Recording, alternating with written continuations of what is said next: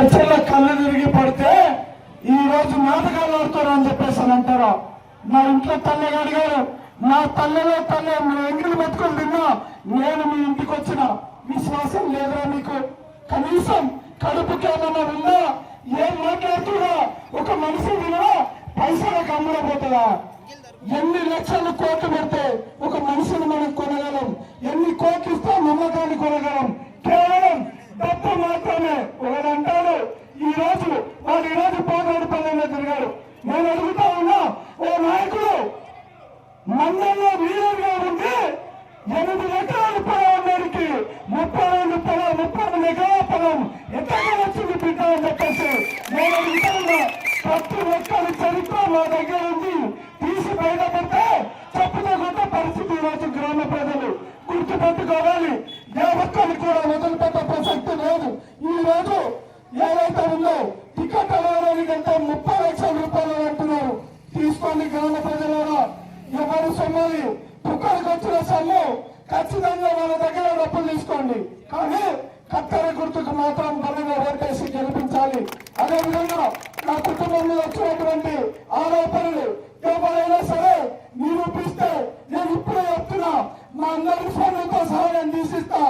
ఒక్క రోజైనా అవతల మల్లయ్య గారి పేరు చెప్పి నా కుటుంబం పేరు చెప్పి మీ రాజకీయ భవిష్యత్తు కొనసాగుతుంది కదా.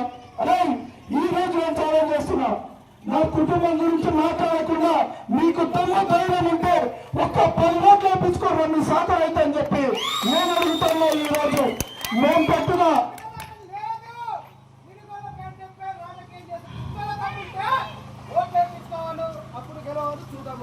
నేనదే చెప్తా ఉన్నా, ఎంతసేపు ఆ ఈడుగోడు ఈ ఈడుగోడు అని చెప్పేసి అంటారు. ఇలాంటి రాజకీయాలు కాదు. స్వచ్ఛమైన రాజకీయాలకి నిజాయితీగా ఉన్నటువంటి వ్యక్తి నా అన్న. ఏ రాత్రి ఫోన్ చేసినా నేనున్నానంటే మీ దగ్గరకు వచ్చేటటువంటి నాయకుడు. ఇలాంటి ఆపద వచ్చినా ఆయననే కాదు, ఏ రోజు దశరథ గౌడ్ ఫ్యామిలీ అధికారంలో లేదు. మేము హాస్పిటల్లో ఉన్నా కూడా ఈ ఊరు నుంచి ఒక ఫోన్ వస్తే మేము బ్రతికించుకున్న ప్రాణాలు ఈ రోజు ఎన్నో పోదాడుపల్లి గ్రామంలో తిరుగుతూ ఉన్నాయి. సో అలాంటి సందర్భంగా ఉన్నటువంటి మేము మా మీద వచ్చేటటువంటి ఆరోపణలు దయచేసి ఎవరు కూడా నమ్మద్దు. పోదాడుపల్లి గ్రామ ప్రజలందరికీ కూడా దశరథ గౌడ్ కొడుకులనంటే ఒక మంచి అభిప్రాయం ఉంది. మేము ఎక్కడ కూడా అన్యాయానికే గాని వేరే పట్ల గాని దారి తీసిన దాఖలు లేదు. పేగు పంచుకొని పుట్టినటువంటి తమ్ముడు సొంత తమ్ముడిని 40 సంవత్సరాల రాజకీయ చరిత్ర ఉన్న నాయకులు కూడా ఢిల్లీ నుంచి టికెట్ తెచ్చుకోలేకపోయారు. అలాంటిది నేను టికెట్ తెచ్చుకుంటే నా అన్న కూడా కనీసం నాకు ప్రచారానికి రాలేదు. నా కడుపు కోత.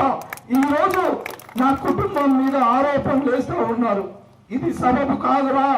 మీకు రాజకీయ బతుకు కావాలనుకుంటే ఇంకో రూట్ ఉంది, ఇంకో దారి ఉంది, అది చూసుకోండి తప్ప మాకు కడుపు కొట్టి పోతానంటే గనక భవిష్యత్తులో తినడానికి తిండి కూడా ఉండదు నా కొరగలరు అని చెప్పి ఈ సందర్భంగా నేను చెప్తున్నా. ఖచ్చితంగా నా కుటుంబం మీద ఏ ఒక్కడైతే నెగటివ్ ప్రచారం చేసిందో వాళ్ళందరికీ ఈ గ్రామ ప్రజలు చూస్తూ ఉన్నారు. మేము వచ్చిపోయినప్పుడల్లా కులాలకు అతీతంగా ఏదైతే ప్రాంతాలకు అతీతంగా ఈ రోజు మేమందరం ఉన్నాం. ఎక్కడికి వెళ్ళినా ఏ కుటుంబం దగ్గరికి వెళ్ళినా అక్క, బావ, అమ్మ, నాన్న లేకపోతే చెల్ల అని చెప్పేసి ప్రేమతో పలకరిస్తాం తప్ప నాకు ఇచ్చిన దేవుడు దైవం అంబేద్కర్ గారి యొక్క ఆశయం నా ఇల్లు. నేనున్నది ఏ సందర్భంలో మీ అందరికీ తెలుసు. ఏ ఇంటికి వెళ్ళినా తల్ల పెట్టుకొని తింటా. నా ఇల్లు నా ఒక్కటి కాదు, ఈ రోజు 556 గడప ఇది నా ఇల్లు అని చెప్పేసి నేను గర్వంగా చెప్పగలుగుతాను. నా ఇంటికి వెళ్ళినా ఆ ఇంట్లో ఒక అన్న, తమ్ముడు, చెల్లె ఉంటారు. ఇది నా కుటుంబం అని చెప్పి నేను గర్వంగా చెప్తాను. ఎస్, తిరుపతి గౌడ్ చేత కాదు, నిజమే. తిరుపతి గౌడికి లంచాలు తీసుకోవడం చేత కాదు. ఎస్, తిరుపతి గౌడికి చేత కాదు భూములు కబ్జాలు చేయడం చేత కాదు.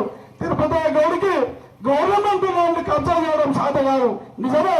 తిరుపతి గౌడికి అబద్ధాలు చెప్పడం చేత కాదు, నిజమే.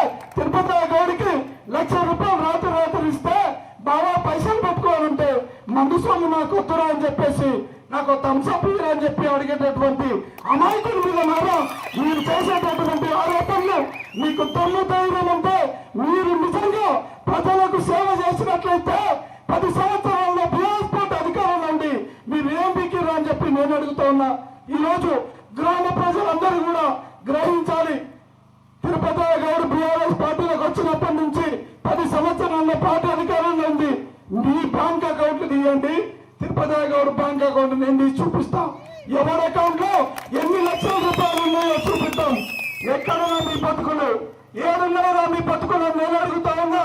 పార్టీ మీ అధికారంలో వచ్చినప్పుడు మీరు సంపాదించిన దాఖలు తెలియదా? ఇదే రిజర్వాయర్ లో భూముల కోసం ఎకరాకి 1,00,000 రూపాయలు చూపినప్పుడు ఎక్కడికి వెళ్ళారు అని చెప్పేసి నేను అడుగుతా ఉన్నా. ఈ రోజు ఓ నాయకుడు వచ్చి సోకల్ నాయకుడు చెప్తా ఉన్నాడు, 7 ఎకరాలు పొలం ఉండే నాయకుడు నీకు ఆ రోజు. ఈ రోజు 32 ఎకరాలు వచ్చింది నీకు, ఎట్లకెళ్ళి వచ్చిందని చెప్పేసి నేను అడుగుతా ఉన్నా. మాకు తెలియాలనుకున్నావా, తిరగలేదనుకున్నావా?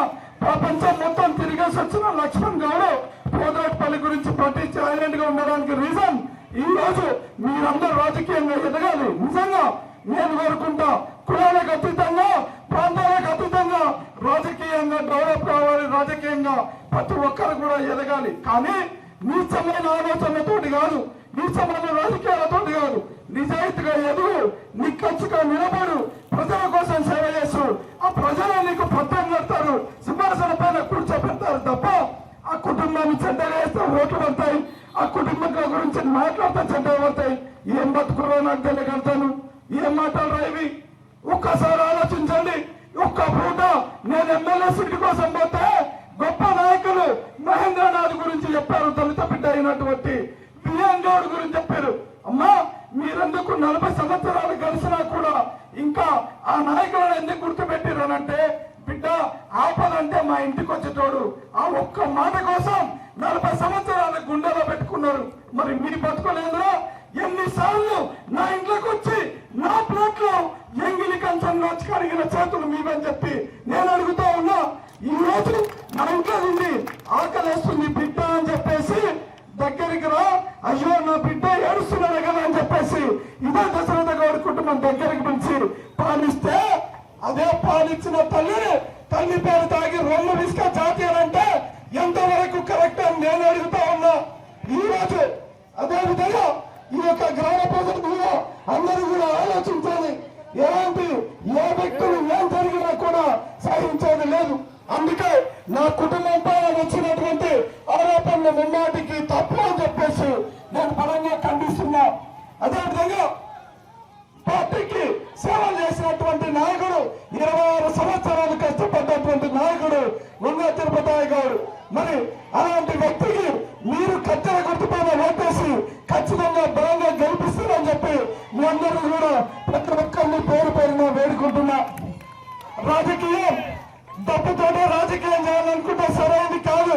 వాళ్ళ యొక్క ధీమా, వాళ్ళ ధైర్యం ఏంటంటే మా దగ్గర పైసలు ఉన్నాయి, మేము ఓట్లు కొంటామని చెప్పేసి అని అనుకుంటున్నారు. పిట్టా గుర్తుపెట్టుకో, పైసా కన్నా ఓటు విలువంది. అంబేద్కర్ ఇచ్చినటువంటి ఆయుధాన్ని ఖచ్చితంగా భవిష్యత్తులో మీకు తగిన బుద్ధి పోదాటపల్లి గ్రామ ప్రజలు చెప్తారని చెప్పి మనస్ఫూర్తిగా నేను కోరుకుంటున్నా. ఒక్కటి, నీచపు రాజకీయాలకి స్వస్తి పలకాల్సినటువంటి సందర్భం పోదాటిపల్లి ప్రజలకు వచ్చిందని చెప్పి నేను నమ్ముతా ఉన్నా. మరొకసారి మీరు నిజాయితీగా మళ్ళీ నేను చెప్తా ఉన్నా. ఈ రోజు టికెట్ కోసం 30 లక్షల రూపాయలు అడిగినటువంటి వ్యక్తులు రేపొద్దుగా గ్రామానికి ఏ లెక్కల సేవ చేస్తారని చెప్పి నేను ఈరోజు చెప్పదలుచుకున్నా. అంటే 30 లక్షల రూపాయలు నాకు 3,000 కావాలంటే నేను ఫ్రీగా ఈరోజు ఇవ్వడిగాడు. 30 లక్షల రూపాయలు ఖర్చు పెడితే ప్రజలని ఏ స్థాయిలో ముంచి ఆ 30 లక్షల రూపాయలు సంపాదిస్తారని మీరు కూడా ఒక్కసారి ఆలోచించాలి.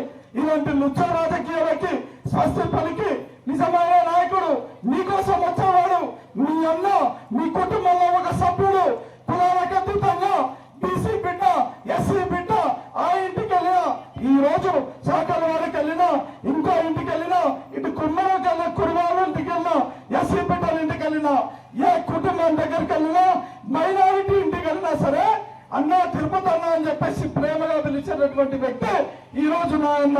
అలాంటి అన్న ఈ రోజు నిలబడ్డాడు.